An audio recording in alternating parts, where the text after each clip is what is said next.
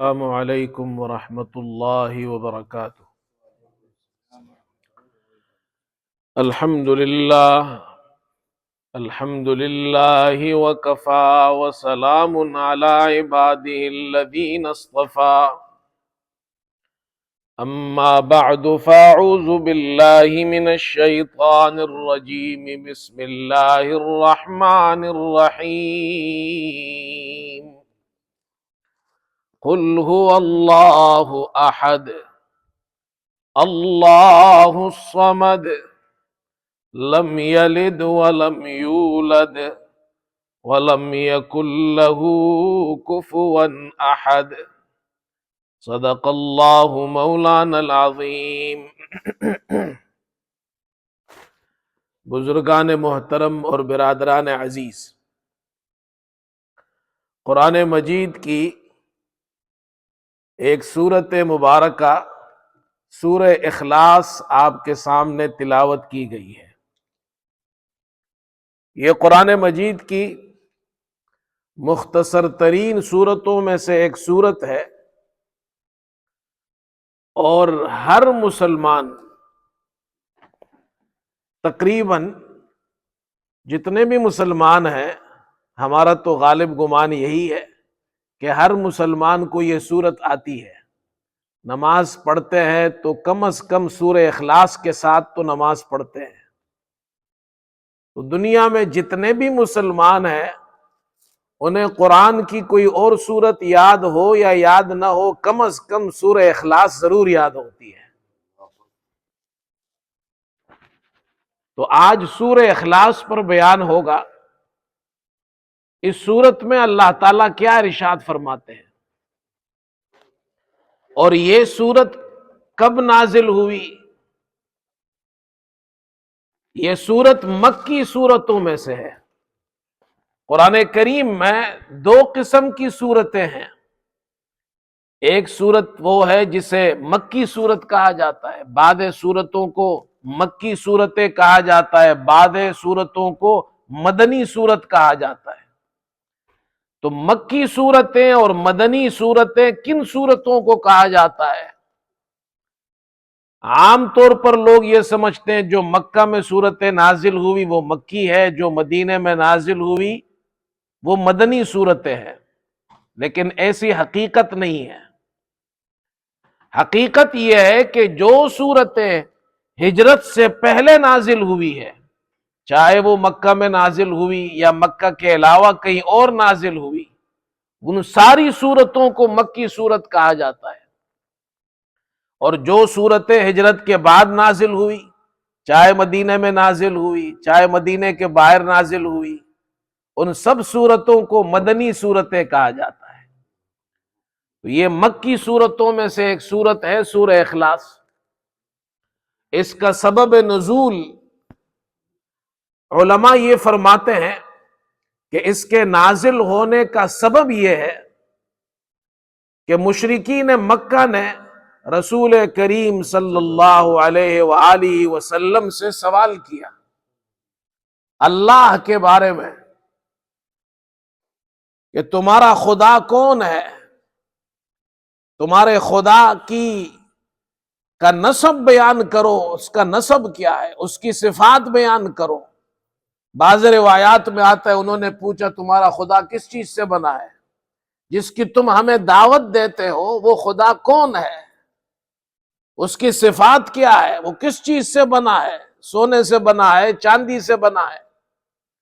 اللہ تعالیٰ نے اس موقع پر یہ سورت نازل فرمائی، فرمایا قل هو اللہ احد اللہ الصمد لم یلد ولم یولد ولم یکن له کفوا احد۔ اور یہ ایسی سورت ہے جس میں توحید ہے۔ اگر کوئی شخص یہ جاننا چاہتا ہے کہ اللہ کون ہے تو اس کا جواب اللہ نے اس سورت میں دیا ہے۔ فرمایا اے ہمارے نبی آپ فرما دیجئے، قل آپ فرما دیجئے هو اللہ احد، وہ اللہ ایک ہے، اللہ الصمد، اللہ بے نیاز ہے، سب اس کے محتاج ہے، وہ کسی کا بھی محتاج نہیں۔ لم یلد، اللہ نے کسی کو نہیں جنا، اس کی کوئی اولاد نہیں، وَلَمْ يُولَدْ، نہ وہ کسی کی اولاد ہے، وَلَمْ يَكُنْ لَهُ كُفُوًا أَحَدٌ، اور اس کا کوئی ہمسر نہیں ہے۔ یہ 4 آیتوں پر مشتمل مختصر سورت اللہ نے نازل فرمائی کہ اللہ وہ ہے، اللہ وہ ذات ہے جس کی صفات اللہ نے بیان کی، وہ ایک ہے، وہ صمد ہے، وہ کسی کا محتاج نہیں ہے۔ ہاں، اللہ کو کسی نے جنا نہیں، وہ کسی کا بیٹا نہیں، نہ اس کی کوئی اولاد ہے اور اس کا کوئی ہمسر نہیں ہے۔ اس سورت کی بڑی فضیلتیں آئی ہیں، اور ہر مسلمان کو چاہیے سورہ اخلاص پڑھا کرے۔ قرآن تو ویسے بھی ہمیں پڑھنا چاہیے، قرآن کی تلاوت روزانہ کرے، لیکن سورہ اخلاص کم از کم 3 مرتبہ روزانہ پڑھے۔ میں یہاں پر جب کوئی جنازہ آتا ہے تو آپ حضرات جانتے ہیں میں اکثر و بیشتر یہ نصیحت کرتا ہوں کہ اگر آپ اپنے والدین کے لیے ہمیشہ ایصال ثواب کرنا چاہتے ہیں، ہر روز ایصال ثواب کرنا چاہتے ہیں، اور آپ یہ چاہتے ہیں کہ روزانہ میں اپنے والد کے لیے، والدہ کے لیے، مرحومین کے لیے ایک قرآن ایصال ثواب کروں، تو اس کا طریقہ یہ ہے کہ روزانہ 3 مرتبہ سورہ اخلاص کم از کم یہ پڑھ لیا کریں۔ حدیث میں آتا ہے، بخاری شریف کی روایت ہے، آپ صلی اللہ علیہ وسلم نے فرمایا واللہ انہا لتعدل ثلث القرآن، خدا کی قسم، آپ نے قسم کھا کر ارشاد فرمایا کہ پکی ٹکی بات ہے، اللہ کے نبی قسم کھا رہے ہیں کہ سورہ اخلاص کا پڑھنا، اس کا ثواب اتنا ہے، 1/3 قرآن، 1/3 قرآن کا 1/3، 1/3 قرآن کا ثواب اللہ سورہ اخلاص پڑھنے پر عطا فرماتا ہے۔ 1/3 10 سپارے ہیں، 1 مرتبہ پڑھیں گے 1/3 کا ثواب، 2 مرتبہ پڑھے 20 سپاروں کا ثواب، 3 مرتبہ پڑھا 30 سپاروں کا ثواب۔ یہ ثواب اللہ تعالیٰ عطا فرماتے، اس سورت کی یہ خصوصیات میں سے ہے۔ آپ صلی اللہ علیہ وسلم نے ایک حدیث میں صحابہ سے ارشاد فرمایا اَيَعْجِزُ أَحَدُكُمْ أَن يَقْرَأَ ثُلُثَ الْقُرْآنِ فِي لَيْلَةٍ، کیا تم میں سے کوئی یہ نہیں کر سکتا کہ ہر رات 1/3 قرآن پڑھے؟ صحابہ نے عرض کی اللہ کے رسول یہ تو مشکل کام ہے، 1/3 روزانہ ہر رات 10 سپارے پڑھنا، ہم میں سے کون اس کی طاقت رکھتا ہے؟ آپ نے ارشاد فرمایا کہ سورہ اخلاص ہے، اسے تم پڑھ لو، 1/3 قرآن کا ثواب اللہ عطا فرماتے ہیں۔ سورہ اخلاص، اس لیے میں عام طور پر جب یہاں جنازہ آتا ہے تو میں جنازہ پڑھانے سے پہلے جو رشتہ دار ہوتے ہیں خاص طور پر انہیں یہ کہتا ہوں اپنے والد کے لیے، والدہ کے لیے، مرحومین کے لیے کم از کم روزانہ 3 مرتبہ سورہ اخلاص پڑھ لیا کرو، 1 قرآن کا ثواب اللہ انہیں ہر روز پہنچائے گا۔ کتنا آسان وظیفہ ہے۔ اس سورت کے فضائل میں سے ایک فضیلت یہ بیان کی ہے، حدیث میں آتا ہے کہ مسجد قباء میں، مدینہ منورہ میں ایک مسجد ہے، اس کا نام ہے مسجد قباء، جو اسلامی تاریخ کی پہلی مسجد ہے۔ ہجرت کے بعد حضرت صلی اللہ علیہ وسلم نے قباء میں یہ مسجد تعمیر فرمائی، پہلی مسجد، مسجد قباء۔ ہر ہفتہ آپ صلی اللہ علیہ وسلم ہفتے کے دن مسجد قباء تشریف لے جاتے، اور آپ نے فرمایا یہاں جو 2 رکعت پڑھتا ہے اسے 1 عمرے کا ثواب اللہ عطا فرماتے۔ اس مسجد قباء میں ایک انصاری صحابی امام تھے، وہ جو امام صاحب تھے وہ ہر رکعت میں سورہ فاتحہ کے بعد سورہ اخلاص پڑھتے تھے، سورہ فاتحہ پڑھنے کے بعد سورہ اخلاص پڑھتے تھے، پھر دوسری سورت پڑھتے تھے۔ تو جو قباء کے لوگ تھے، مقتدی تھے، مقتدیوں نے امام صاحب سے کہا امام صاحب آپ ہر رکعت میں سورہ اخلاص پڑھتے ہیں، پھر دوسری سورت پڑھتے ہیں، یا تو سورہ اخلاص پڑھے یا یہ دوسری سورت پڑھ لیا کرے، یہ آپ بار بار تکرار کیوں کرتے ہیں؟ تو امام صاحب نے کہا کہ بھائی میں تو ایسے ہی نماز پڑھاؤں گا، امام تو امام ہوتا ہے، اب آپ امام کو بتائے کہ جی ایسی نماز پڑھاؤ، پھر تو وہ امام نہیں ہوا۔ امام صاحب کو آپ بتائے یہ سورت پڑھو یہ سورت نہ پڑھو، تو امام تو وہ ہے۔ امام صاحب نے کہا بھائی میں امام ہوں، میں تو جیسے پڑھاتا ہوں ایسے ہی پڑھاؤں گا، اگر تمہیں پسند ہے تو ٹھیک، پسند نہیں ہے تو میں امامت چھوڑ دیتا ہوں، کسی اور کو امام بنا لو۔ وہ مقتدی اچھے تھے قباء والے، انہوں نے کہا نہیں امام صاحب آپ ہمارے امام ہیں، وہ سمجھتے تھے یہ افضل ہے سب میں، یہی نماز پڑھانے کے حقدار ہے، انہوں نے کہا نہیں آپ ہی پڑھائے۔ حضرت صلی اللہ علیہ وسلم قباء تشریف لائے تو صحابہ نے امام صاحب کا جو دستور تھا، جو معمول تھا، وہ بتا دیا آپ کو، اے اللہ کے رسول یہ جو ہمارے امام صاحب ہے یہ اس طرح کرتے ہیں، ہر رکعت میں سورہ فاتحہ کے بعد سورہ اخلاص پڑھتے ہیں، پھر دوسری سورت پڑھتے ہیں۔ ہم نے ان سے کہا لیکن یہ کہتے ہیں میں ایسے ہی پڑھاؤں گا۔ آپ صلی اللہ علیہ وسلم نے امام صاحب کو بلایا، پوچھا تم ایسا کیوں کرتے ہو؟ تو امام صاحب نے کہا کہ مجھے یہ سورت پسند ہے، مجھے یہ سورت محبوب ہے، اللہ کے رسول صلی اللہ علیہ وسلم نے ارشاد فرمایا اس سورت کی محبت نے، یہ تمہیں پسند ہے، اس سورت کی محبت نے تمہیں جنت میں داخل کر دیا۔ ایسی سورت ہے، یہ پکی حدیث ہے بخاری شریف میں، ایسی مبارک سورت ہے۔ اور ایک وظیفہ بھی بتا دوں، لوگ وظیفے پوچھتے ہیں، امام صاحب وظیفہ بتائے، پریشانی ہے، تکلیف ہے، آپ صلی اللہ علیہ وسلم نے یہ وظیفہ بتایا ہے۔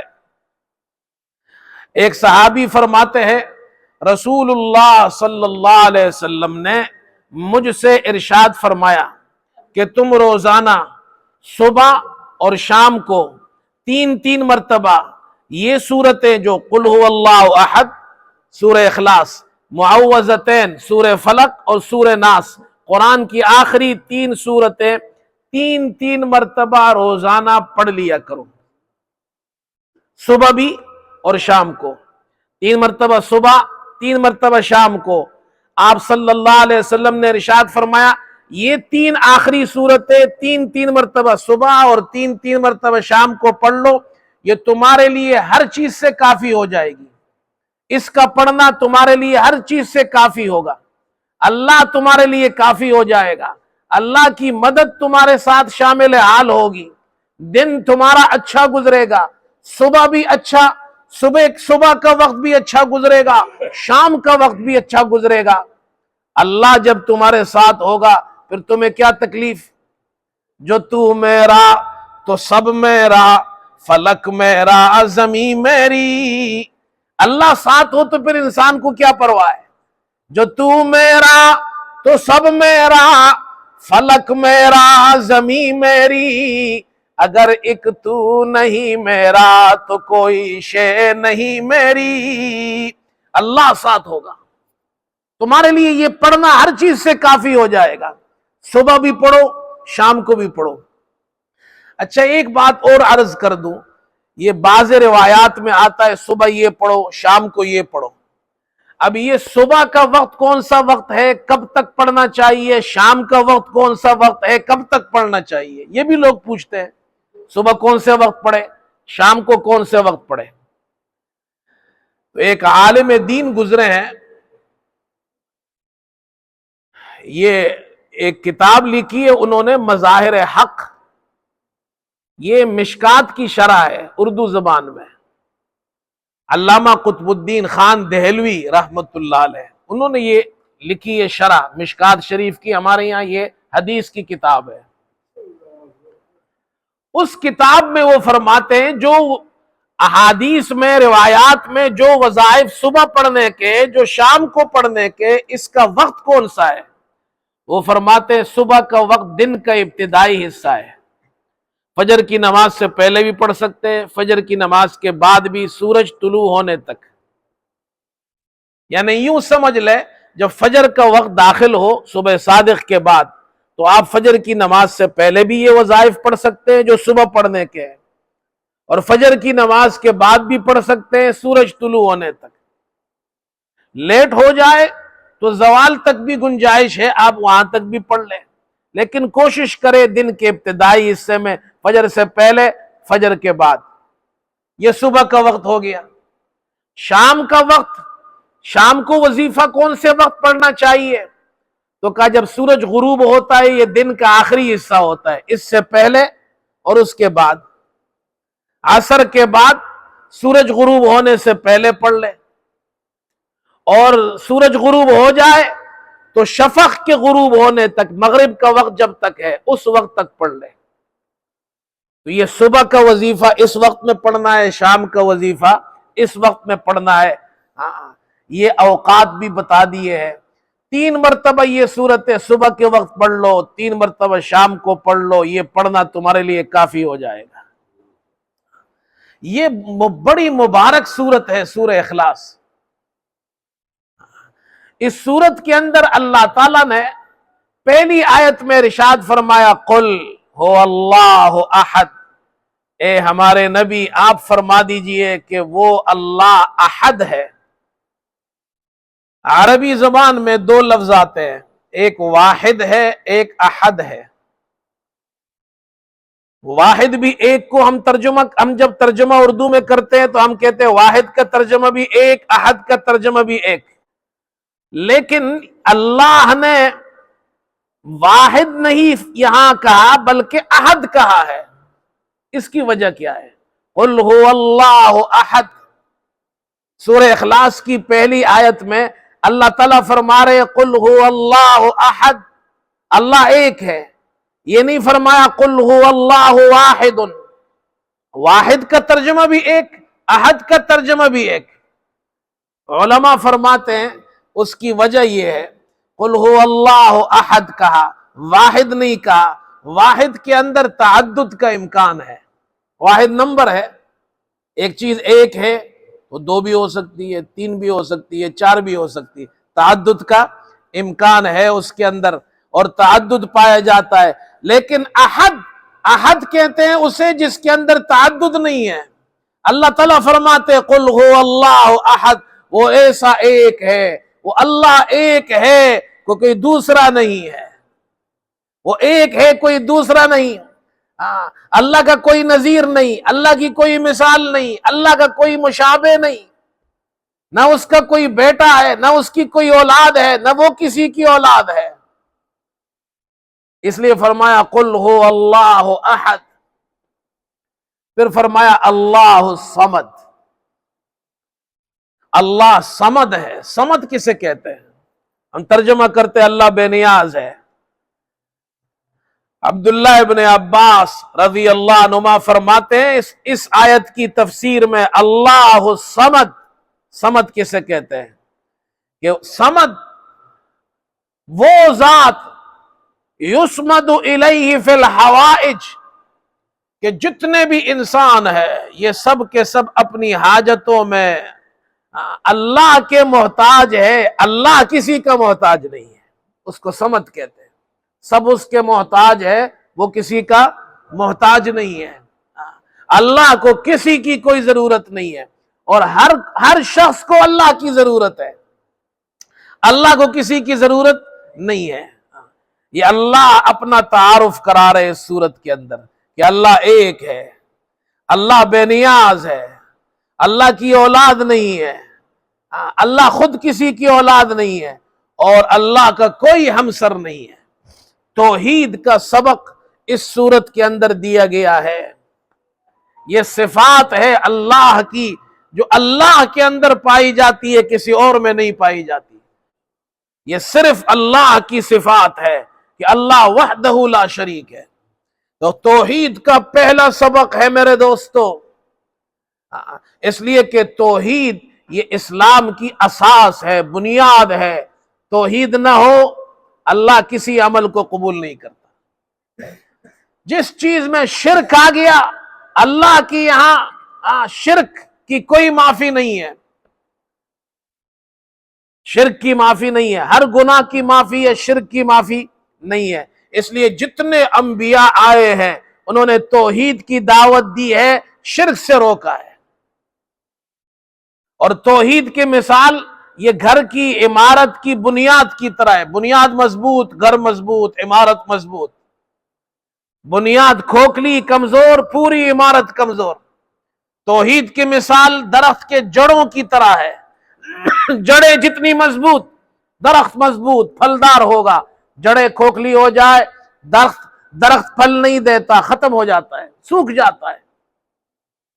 توحید اسلام کے اندر یہ عقیدہ ہے توحید کا، مسلمانوں کا عقیدہ کہ اللہ ایک ہے، اپنی ذات میں، اپنی صفات میں، اپنے اسماء میں، اپنے افعال میں اس کا کوئی شریک نہیں ہے. قرآن پاک میں اللہ تعالیٰ نے 3 قسم کے بڑے عقائد ذکر کیے ہیں. مشرکین مکہ کو ان 3 عقائد میں رسول اللہ صلی اللہ علیہ وسلم سے اختلاف تھا. توحید کے اندر وہ اللہ کو مانتے تھے لیکن ایک نہیں مانتے تھے، اللہ کے ساتھ شریک ٹھہراتے تھے. دوسرا اختلاف تھا محمد صلی اللہ علیہ وسلم کو اللہ کا نبی نہیں مانتے تھے. تیسرا اختلاف تھا آخرت کے قائل نہیں تھے. اللہ نے یہ 3 عقائد، بڑے عقائد قرآن میں بیان کیے کہ اللہ ایک ہے، محمد صلی اللہ علیہ وسلم اللہ کے آخری نبی ہے، اور قیامت کا دن آنے والا ہے. یہ 3 بڑے عقائد ہیں. اس لیے میرے دوستو، توحید کا سبق کیا ہے؟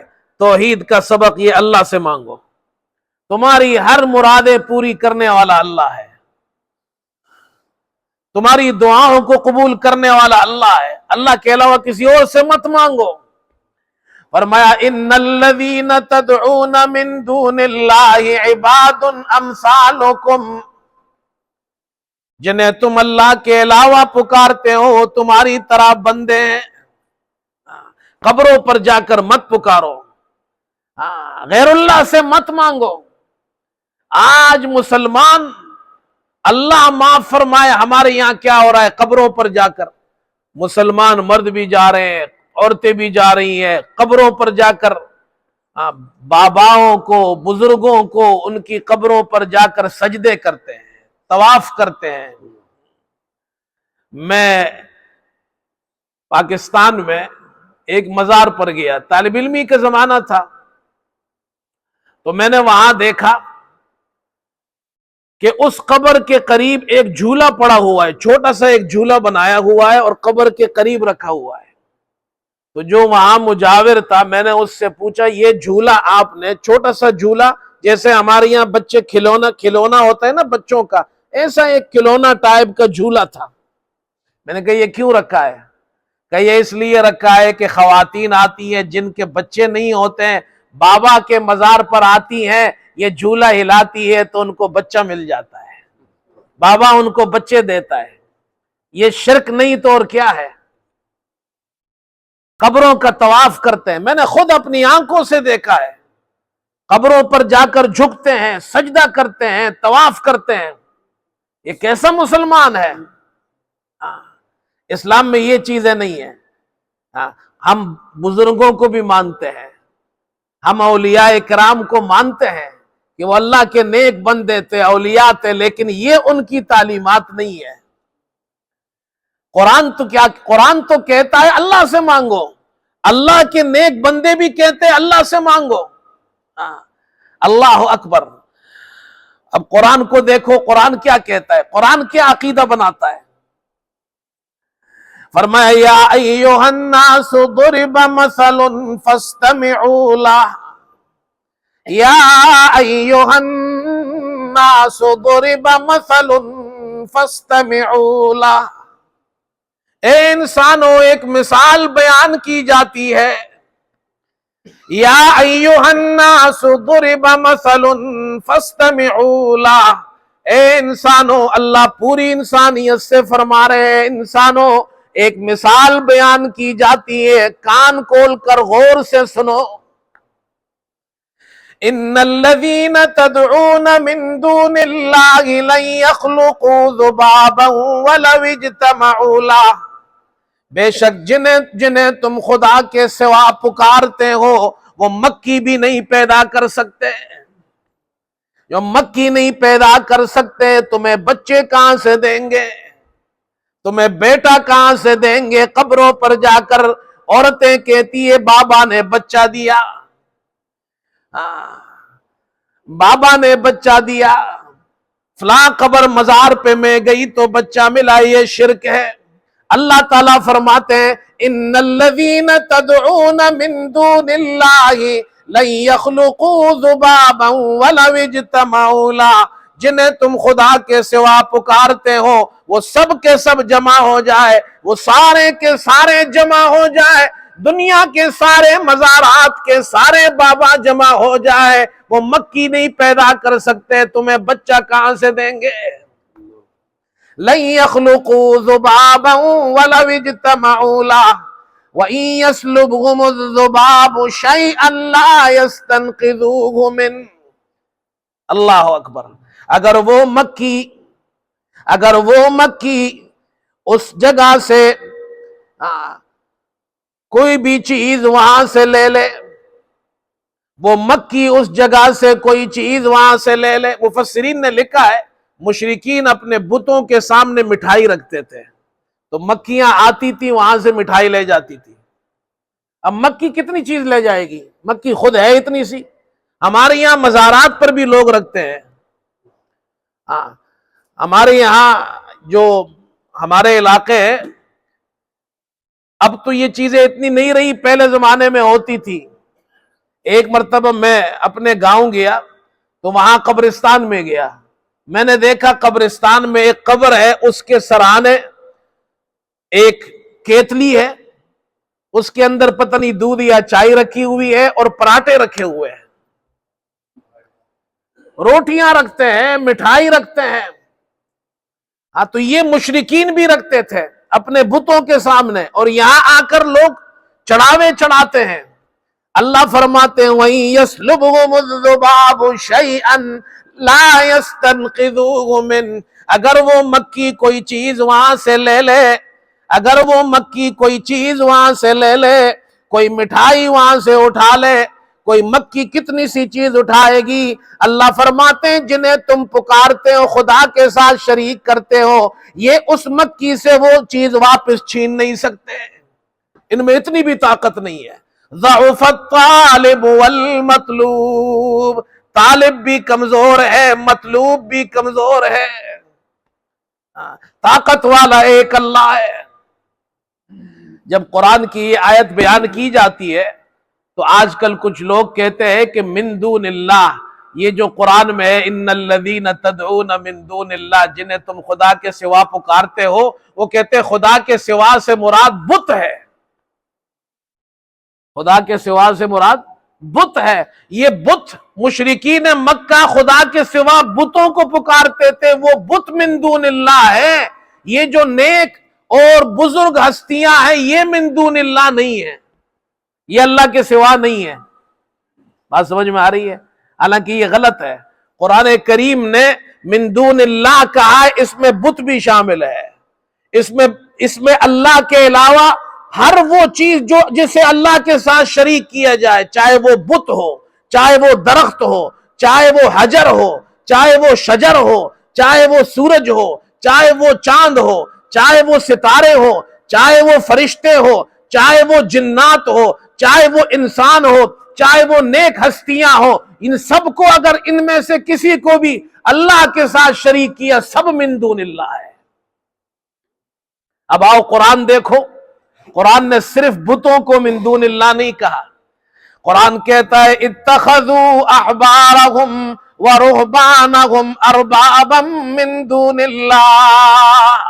یہود و نصارہ کے بارے میں اللہ فرماتے ہیں انہوں نے اپنے علماء کو، اپنے درویشوں کو، اپنے علماء کو، اپنے درویشوں کو، اپنے بزرگوں کو، اپنے علماء کو اربابا من دون اللہ، اللہ کے علاوہ رب بنا دیا ہے۔ والمسیح ابن مریم اتخذوا احبارهم ورهبانهم اربابا من دون اللہ والمسیح ابن مریم، اور عیسیٰ ابن مریم کو بھی رب بنایا ہے۔ اب اللہ تو فرما رہے انہوں نے من دون اللہ، اللہ کے سوا حضرت عیسیٰ کو بھی رب بنایا ہے، اپنے علماء کو اور اپنے بزرگوں کو بھی رب بنایا ہے۔ کہ وہ جو علماء ان کو کہتے تھے وہ اس کو حلال کرتے تھے، وہ حرام کہتے تھے تو حرام کرتے تھے، حالانکہ حلال اور حرام کرنا تو اللہ کا کام ہے۔ من دون اللہ میں صرف بت شامل نہیں، جنہیں بھی اللہ کے ساتھ شریک کیا جائے یہ سب شامل ہے۔ اس واسطے میرے دوستو قبروں پہ جانا منع نہیں ہے، قبروں پہ جائے، سنت کے مطابق جائے۔ کیا طریقہ رسول کریم صلی اللہ علیہ وسلم نے سکھایا ہے؟ کیا یہ طریقہ ہے قبروں پر جا کر چادریں چڑھاؤ؟ کیا اسلام میں یہ ہے کہ قبروں پر جا کر سجدہ کرو؟ کیا اسلام میں یہ قبروں پر جا کر طواف کرو، ان سے بچے مانگو، مرادیں ان اپنی جناب کیا ہے ان بزرگوں سے جا کر مانگو؟ یہ اسلام میں نہیں ہے۔ اسلام میں کیا ہے؟ آپ صلی اللہ علیہ وسلم نے تعلیم دی ہے، قبرستان جاؤ، مزار جاؤ تو یہ دعا پڑھو، السلام علیکم یا اہل القبور، اے قبر والو تم پر سلامتی ہو، یغفر اللہ لنا ولکم، اللہ ہماری بھی مغفرت فرمائے، تمہاری بھی مغفرت فرمائے، وَإِنَّا إِنْ شَاءَ اللَّهُ بِكُمْ لَاحِقُونَ، ہم بھی اللہ نے چاہا تمہارے ساتھ ملنے والے، ایک دن آئے گا ہم بھی مر جائیں گے، وہاں آ کر تم سے ملیں گے۔ قبرستان میں قبر کے پاس جائے تو وہاں کھڑے ہو کر یہ دعا کرے اور ان کے لیے دعا کرے، اللہ ان کے درجات بلند کرے، اللہ ہمیں ان بزرگوں کے نقش قدم پر چلائے۔ اللہ کے علاوہ سجدہ کسی کو جائز نہیں، اللہ کے علاوہ مانگنا کسی سے جائز نہیں، نہ بت سے مانگنا جائز ہے۔ وہ ایک پاکستان میں ایک صاحب تھے، میں نے مضمون پڑھا ان کا، انہوں نے کہا جی میں ہندوستان گیا تو مجھے وہاں کے ہندوؤں نے کہا کہ ہم میں اور تم میں کیا فرق ہے؟ میں کہا جی بڑا فرق ہے، ہم مسلمان ہیں، ہم شرک نہیں کرتے، تم بتوں کو سجدہ کرتے ہو۔ انہوں نے کہا ہم کھڑے کو سجدہ کرتے ہیں، تمہارے یہاں لیٹے کو سجدہ کرتے ہیں۔ ہم کھڑے کو بت کو سجدہ کرتے ہیں، تم لیٹے یعنی مزار کے بابا کو سجدہ کرتے ہو، قبر کو سجدہ کرتے ہو۔ سجدہ حرام ہے، اللہ کے علاوہ کسی کے لیے نہیں ہے۔ قبرستان جاؤ، ان کے لیے دعائیں مانگو۔ اللہ اکبر۔ ٹائم ہے ابھی؟ اچھا، ایک بات اور بھی عرض کر دوں، یاد آ گئی مجھے، یہ جو ہم دعا پڑھتے ہیں جنازے میں اور قبرستان جا کر جو دعا پڑھتے ہیں، قبرستان والی دعا ہے السلام علیکم یا اہل القبور یغفر اللہ لنا ولکم وإنا ان شاء اللہ بکم لاحقون، اللہ کی سلامتی ہو اے قبر والوں تم پر، اللہ ہماری مغفرت فرمائے، تمہاری مغفرت فرمائے، اور ہم تم سے ملنے والے ہیں۔ اور جنازے کی دعا میں کیا پڑھتے ہیں؟ اللہم اغفر لحینا ومیتنا، اے اللہ ہمارے زندوں کو بخش دے اور مردوں کو بخش دے۔ سوال یہ ہے، یہ زندوں کو پہلے کیوں دعا مانگی جاتی ہے اللہ زندوں کو بخش دے، ہم جو زندہ ہے، اور وہاں قبرستان میں کہتے ہیں اللہ ہمیں بخش دے پھر ان کو بخش دے؟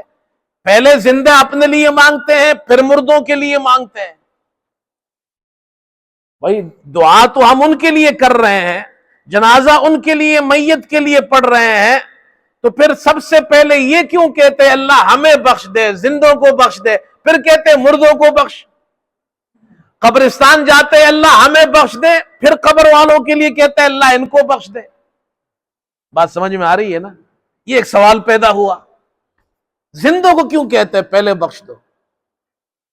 اے اللہ ہماری مغفرت فرما دے، ہمارے گناہوں کو معاف فرما دے، تو ہم سے راضی ہو جائے اللہ، ہم بڑے گنہگار ہیں، اور پھر یہ جو ہمارے بھائی ہیں ان کے بھی گناہ معاف کر دے، ان سے راضی ہو جا۔ سوال یہ جنازہ ہم ان کی پڑھ رہے ہیں، قبرستان جا کر ان کے لیے دعا کرتے ہیں، یہ زندوں کو پہلے کیوں یاد کرتے ہیں، اپنے لیے پہلے کیوں کرتے ہیں؟ تو سمجھو بھائی، میں اس میں غور کرتا رہا۔ تو جہاز میں آپ نے بھی سفر کیا ہوگا، ہم سب نے کیا ہے۔ جہاز میں جب ہم بیٹھتے ہیں تو جہاز کا عملہ وہاں کچھ باتیں آ کر پہلے سے ہمیں سکھاتا ہے، اور وہ یہ ان میں سے ایک بات یہ ہوتی ہے، احتیاطی تدابیر جو وہاں پر دکھائی جاتی ہے اور سکھائی جاتی ہے، اس میں سے ایک تدبیر یہ دکھائی جاتی ہے اور بتائی جاتی ہے کہ اگر جہاز سمندر کے اوپر اڑ رہا ہے اور اگر وہ جناب جہاز خراب ہو جائے اور وہ گر جائے اور سمندر کے اوپر پہنچ جائے تو پھر کہتے ہیں اتنے دروازے کھل جائیں گے اور جناب کیا ہے، پھر آپ ایئر جیکٹ اس کو پہن لیں، اس کو پھلا لیں اور اس کے بعد جہاز سے باہر نکلے، یہی کہا جاتا ہے۔ وہ ایئر جیکٹ ہر سیٹ کے نیچے ہوتی ہے۔ اس میں سے ایک بات یہ بھی کہی جاتی ہے کہ اگر آپ کے قریب کوئی ہے، آپ اس کی مدد کرنا چاہتے ہیں، بچہ ہے یا کوئی اور ہے، تو اس کو جیکٹ پہنانے سے پہلے اپنی جیکٹ پہلے خود پہن لے پھر اس کو پہنائے۔ پہلے خود جیکٹ پہنے پھر اس کو پہنائے، پہلے اپنی جیکٹ پھلائے پھر اس کی جیکٹ پھلائے۔ ایسا ہے یا نہیں ہے؟ یہ کیوں ہے؟ اس لیے کہ بھائی آپ خود محفوظ ہوں گے تو دوسروں کی مدد کریں گے، اگر آپ خود ہی محفوظ نہیں ہیں تو دوسرے کی کیا مدد کریں گے؟ اللہ اکبر۔ میں نے اس میں غور کیا تو مجھے سمجھ میں آیا، اللہ فرماتے ہیں تم میرے پاس آئے ہو میت کو لے کر اور تم دعائیں مانگ رہے ہو، اے اللہ اس کی بخشش کر دے، پہلے اپنی بخشش کراؤ، اپنے آپ کو پاک صاف کرو تو پھر اپنی میت کی بخشش کروانا۔ پہلے خود کو تو صاف کراؤ، اے اللہ میں گنہگار ہوں مجھے معاف کر دے، مجھ سے راضی ہو جا، اللہ معاف کر دے گا۔ پھر اللہ سے کہتے اے اللہ اس کو بھی معاف کر دے، یہ میرا بھائی ہے۔ دیکھو یہ اسلام ہے۔ یہاں سے نہیں شروع کیا اے اللہ اس میت کو معاف کر دے، نہیں، پہلے اپنے آپ سے شروع کیا، اے اللہ مجھے معاف کر دے، اے اللہ مجھے معاف کر دے۔ اور جب آپ معاف ہو گئے، ہم معاف ہو گئے، اللہ نے ہمارے گناہ معاف کر دیے، اب ہم اللہ سے کہتے اے اللہ یہ ہمارا بھائی ہے، یہ ہماری بہن ہے، اس کا انتقال ہو گیا، اے اللہ اس کو بھی بخش دے۔ یہ ہمارا دین ہے بھائی۔ قبرستان جانا منع نہیں ہے، قبرستان جا کر ان کے لیے دعا کرے، لیکن اللہ کے ساتھ شرک کرنا منع ہے، اور یاد رکھو شرک کی معافی نہیں ہے۔ یہ بچوں کو سکھاؤ۔ ایک بات اور بھی عرض کر دوں، وقت ہے ابھی بھی؟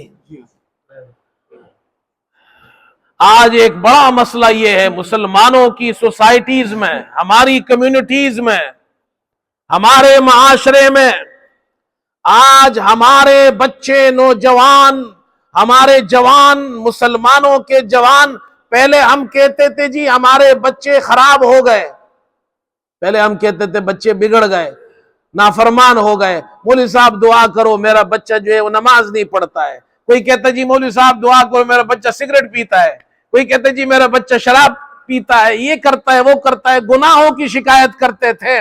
اب مسئلہ یہاں تک پہنچا ہے مسلمان بچے نوجوان ملحد ہو رہے ہیں، دین چھوڑ رہے ہیں، اللہ کو نہیں مانتے ہیں۔ یہ بڑی فکر کی بات ہے، یہ سوچ، اور اس کی وجہ کیا ہے؟ اس کی وجہ یہ ہے کہ ہم یہاں جس ماحول میں رہ رہے ہیں، جس معاشرے میں رہ رہے ہیں، عموماً ہماری حالت یہ بنتی جا رہی ہے، اب یہ ہوتی جا رہی ہے، ماں باپ کو اپنے بچوں کی دین کی فکر نہیں ہے، اسلام کی فکر نہیں ہے۔ بچے کو ہر چیز سکھائی جاتی ہے، بچے کو نماز نہیں سکھائی جاتی، بچے کو اللہ کے بارے میں نہیں بتایا جاتا اللہ کون ہے، نہیں معلوم ہمارے بچوں کو، دین کی ابتدائی باتیں ہمارے بچوں کو نہیں معلوم ہے، اللہ کا تعارف ہم نے اپنے بچے کو نہیں کرایا۔ اچھے سے اچھے اسکول میں کوشش ہوتی ہے کہ سب سے اچھے اسکول میں میرا بچہ جائے، سب سے اچھی یونیورسٹی میں جائے۔ میں یونیورسٹی کے خلاف نہیں ہوں، میرے اپنے بچوں نے یونیورسٹی میں تعلیم حاصل کی ہے، بلکہ میں تو آپ حضرات کو اکثر انکریج کرتا رہتا ہوں کہ اس ملک میں آئے ہیں تو بچوں کو دینی تعلیم کے ساتھ دنیاوی تعلیم میں بھی آگے کرے، تاکہ مسلمان کمیونٹی آگے بڑھے۔ ہمیں تو یہ کوشش کرنی ہے ہمارے بچے اچھی جاب کرے، اچھی فیلڈ میں جائے، اچھے شعبوں میں جائے، لیکن کیا صرف یہی کوشش کرنی ہے؟ بچہ ڈاکٹر بن گیا، بچہ انجینئر بن گیا، بچے کو اچھی جاب لگ گئی، بچے کو نہیں معلوم خدا کا نام نہیں آتا، بچے کو نماز نہیں آتی، سورہ اخلاص نہیں آتی ہے، بچے کو وضو نہیں آتا، طہارت نہیں آتی، پاکی ناپاکی کا نہیں پتا، اور اب تو حالت یہ بچے اسلام چھوڑ رہے ہیں۔ میں امام ہوں، میرے پاس لوگ آتے ہیں، پرانی بات بتاتا ہوں، بہت پرانی بات ہے، ان کا انتقال ہو گیا جو صاحب میرے پاس آئے تھے۔ کہنے لگا میرا بچہ ہے جی، 25 سال اس کی عمر ہے۔ اچھا جی، کہ جی اس کی شادی کرنی ہے۔ میں کہا اچھی بات ہے، کرو۔ کہتے جی وہ ہماری بات نہیں مانتا، اپنی مرضی سے شادی کر رہا ہے۔ وہ کہتا ہے جی مجھے ایک عورت سے شادی کرنی ہے، انگریز عورت سے، اور جناب وہ مسلمان ہو گئی ہے، ہم چاہتے ہیں یہ اس سے شادی نہ کرے۔ میں نے کہا پھر کیا کرے؟ کہتے جی ہمارے اپنے خاندان میں شادی کرے۔ میں نے کہا بہت اچھی بات ہے۔ کہتے مولوی صاحب وہ بات نہیں مان رہا، اس پہ جادو ہو گیا ہے، جادو ہو گیا، کافی ساری چیزیں لایا، یہ دم کرے آپ۔ ہمارے ساتھ بڑے اچھے تعلق تھے، اس کے بہت اچھا آدمی تھا، تو میری اس کے ساتھ بے تکلفی تھی۔ تو میں نے کہا بات سنو، جادو آپ کے بیٹے پہ نہیں ہوا، جادو آپ پہ ہوا ہے۔ کہہ رہے میرے اوپر کیسے جادو ہو، میں تو ٹھیک ہوں۔ میں کہا نہیں آپ ٹھیک نہیں ہے، یہ جتنی چیزیں ہیں نا یہ میں آپ کے لیے دم کروں گا، آپ اپنا علاج کرائے۔ کہتے ہیں مولوی صاحب عجیب آدمی، آپ مذاق کرتے ہیں۔ میں نے کہا مذاق نہیں کر رہا، سچ کہہ رہا ہوں۔ کہتے ہیں کیوں؟ میں نے کہا سچ سچ بتاؤ، تمہارا یہ جو بچہ اتنی بڑی عمر کا ہو گیا ہے، کبھی تم نے اس کو مسجد لایا ہے؟ کہتے نہیں مولوی صاحب ٹائم ہی نہیں ملا، ہم جب سے پاکستان سے ادھر آئے سارا دن صبح سے شام تک کام کرتے تھے، ساری زندگی کام میں گزر گئی۔ میں نے کہا اچھا بچے کو قرآن پڑھایا؟ کہتے وہ بھی نہیں پڑھایا۔ میں نے کہا اچھا یہ چھوڑو ساری باتیں، بچے کو اردو سکھائی ہے؟ کہتے نہیں وہ صرف انگلش بولتا ہے۔ میں کہا عجیب آدمی ہے، آپ اپنے خاندان اپنے ملک سے شادی اس کے لیے کرائیں گے، وہاں سے عورت آئے گی، وہ اردو بولے گی، یہ انگلش بولے گا، نہ اس کو بیوی کو اس کی بات سمجھ میں آئے گی، نہ اس کو بیوی کی بات، تو اپنے بچے کو عذاب میں کیوں ڈالتے ہو؟ آپ تھوڑا سا سوچیں اس پر، وہ کیسی زندگی گزارے گا؟ نہ اس کو بیوی کی بات سمجھ میں آئے گی، نہ بیوی کو شوہر کی بات سمجھ میں آئے گی، تو زندگی گزار سکتے؟ کہتے نہیں۔ تو میں نے کہا وہ شکر کرو، وہ آپ سے پوچھ کر شادی کر رہا ہے، مسلمان بنا کر رہا ہے، وہ اگر آپ کی مرضی کے بغیر بھی کر لے آپ کچھ بھی نہیں کر سکتے، تو بہتر ہے اس کو کرنے دو۔ کہتے چلو ٹھیک ہے مولوی صاحب، آپ کی بات مان لیتا ہوں میں۔ بات سمجھ میں آئی؟ بچوں کو جب ہم اسی معاشرے میں بھی اسی معاشرے میں رہتا ہوں، ہم بچے کو دین نہیں سکھائیں گے، اللہ کا نام نہیں سکھائیں گے، مسجد میں نہیں لائیں گے، اپنی زبان نہیں سکھاتے، اپنا کلچر نہیں سکھاتے، بڑا ہو جاتا ہے پھر کہتے ہیں مولوی صاحب جادو ہو گیا ہے اس پہ۔